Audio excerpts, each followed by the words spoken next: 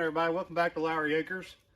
I'm sorry for the delay in getting more videos up. We had some technical difficulties and operator error, namely me.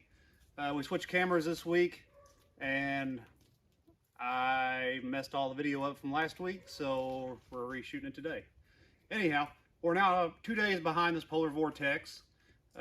We survived all the cold weather. It was a long, hard 2 weeks, keeping everything warm around here. We are standing in our unheated greenhouse. This is one of the 2 new greenhouses we put up this winter. And this is primarily for cut flowers. And we intend it to be a completely unheated greenhouse, but with the lows coming in at 0 and we had wind chills down to 17 below a couple nights, we had to put a wood stove in here just to get some supplemental heat. Most of the flowers we have in here are supposed to be good down to 20 degrees. But with the cold weather coming in, we were afraid to take that chance. It was like we've got our ranunculus anemones over here. Those are our mainstay spring cut flowers. You know, that's our cream of the crop. Yesterday we set in, we planted a bunch of snapdragons, nigella and dianthus for spring cuts. We've been waiting to plant these out for several weeks now. I've just been waiting on the weather to get a little better to do that. The ranunculus, they're growing nicely. They had a little bit of frostbite on them in places next to the walls, but they're coming out of it really well today. I'm hoping probably 3 to 4 weeks we'll start seeing some buds coming on these flowers and getting them going.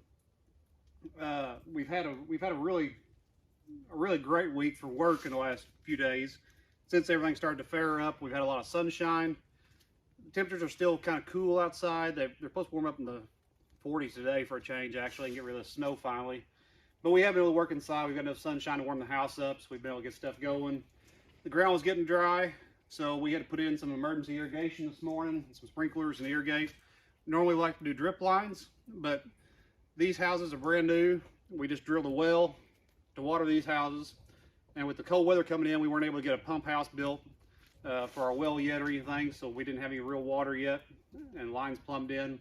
So we just kind of jury rigged the well into some sprinklers in here to get stuff going for the time being.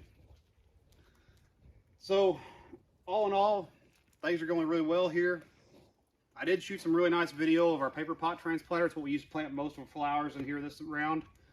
Like I said, I've kind of flubbed all that up, so we'll definitely do some videos of that in the future. I cannot recommend a paper pot transplanter highly enough if you're doing, especially vegetables, cold crops especially.